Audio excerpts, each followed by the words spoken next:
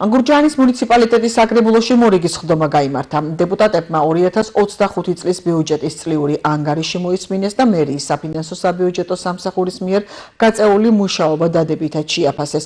ასევე განიხილეს მიმდინარე წლის ბიუჯეტში შესატანის ცვლილებები.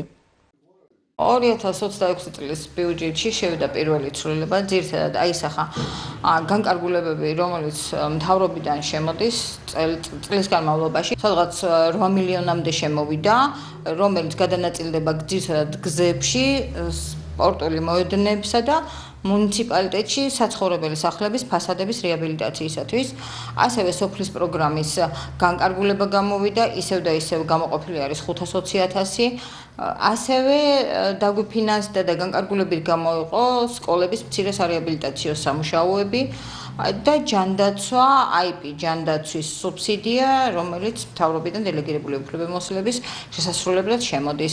ადგილობრივი ბიუჯეტით აისახა გადმომავალი ნაშთი 2,965,000 და განანაწილდა სხვადასხვა საჭიროებებიდან გამომდინარე.